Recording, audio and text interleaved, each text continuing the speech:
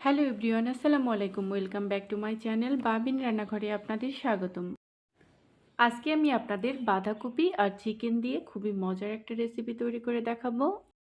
আশা করছি আজকের এই রেসিপিটা আপনাদের খুবই ভালো লাগবে। ভালো লাগলে একটা লাইক দিবেন এবং চ্যানেলটি সাবস্ক্রাইব করে পাশেই থাকবেন। চলুন তবে দেখে নেওয়া যাক কীভাবে তৈরি করতে হয়।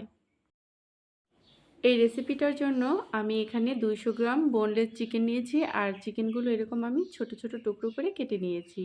এখন আমি এর মধ্যে দিয়ে দিচ্ছি 1 টিস্পুন পরিমাণ জিরা গুঁড়া, দিয়ে দিচ্ছি 1 টিস্পুন পরিমাণ লাল মরিচের গুঁড়া, দিয়ে দিচ্ছি স্বাদ মতো লবণ, দিয়ে দিচ্ছি 1 টিস্পুন পরিমাণ ধনিয়া গুঁড়া, আর দিয়ে দিচ্ছি 1 টেবিল স্পুন আদা রসুন পেস্ট, দিয়ে দিচ্ছি 1 টেবিল স্পুন সয়া সস, আর দিয়ে দিচ্ছি হাফ টিস্পুন পরিমাণ ভিনেগার। এখন এই সমস্ত উপকরণ একসাথে খুব ভালো করে মিশিয়ে নিতে হবে।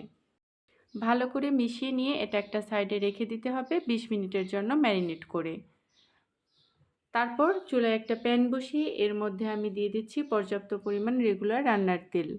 তেলটা একটু গরম হয়ে আসলে তারপর আমি এখানে দিয়ে দিচ্ছি ম্যারিনেট করা চিকেনগুলো। এই পর্যায়ে চুলার হিটটা মিডিয়াম টু লো এর মাঝামাঝি রেখে চিকেনগুলোকে ভেজে নিতে হবে, কারণ অতিরিক্ত হাই হিটে ভাজলে চিকেনগুলো ড্রাই হয়ে যাবে। অল্প আঁচে চিকেনগুলোকে একটু সফট জুসি করে ভেজে নিতে হবে। প্রায় বেশ কয়েকবার উল্টে পাল্টে চিকেনগুলোকে ভেজে নিতে হবে। চিকেনগুলো ভাজা হয়ে গেলে তারপর আমি এটাকে তুলে একটা সাইডে রেখে দিব। এরপর আমি এর মধ্যে দিয়ে দিচ্ছি 1 টেবিল স্পুন আদা কুচি, 1 টেবিল স্পুন রসুন কুচি। এখন এই আদা রসুনটাকে হালকা একটু সটে করে ভেজে নেব।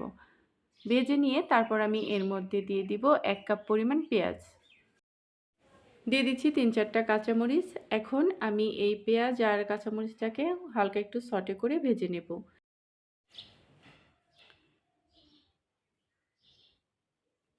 পেঁয়াজটা ভেজে নিয়ে তারপর আমি এর মধ্যে দিয়ে দিচ্ছি কেটে রাখা বাঁধাকপি।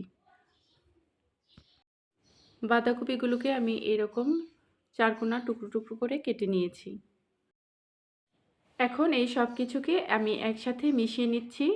বাঁধাকপিটা যখন এরকম সফট হয়ে আসবে তখন আমি এর মধ্যে দিয়ে দিব ভেজে রাখা চিকেনগুলো। তারপর আবারও সব কিছু একসাথে মিশিয়ে নিতে হবে।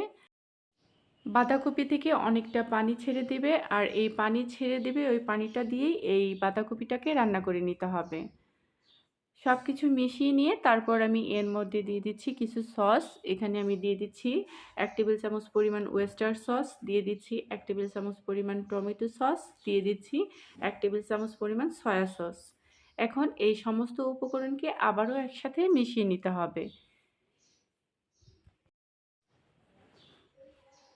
প্রায় 4-5 মিনিট হাই হিটে এইভাবে রান্না করে নেওয়ার পর তারপর এটাকে চুলা থেকে নামিয়ে নিতে হবে।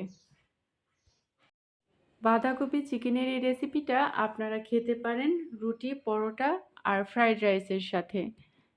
তো ভিউয়ার্স, আজকের এই রেসিপিটা যদি আপনাদের ভালো লেগে থাকে অবশ্যই চ্যানেলটা সাবস্ক্রাইব করে আমার পাশেই থাকবেন। আল্লাহ হাফেজ।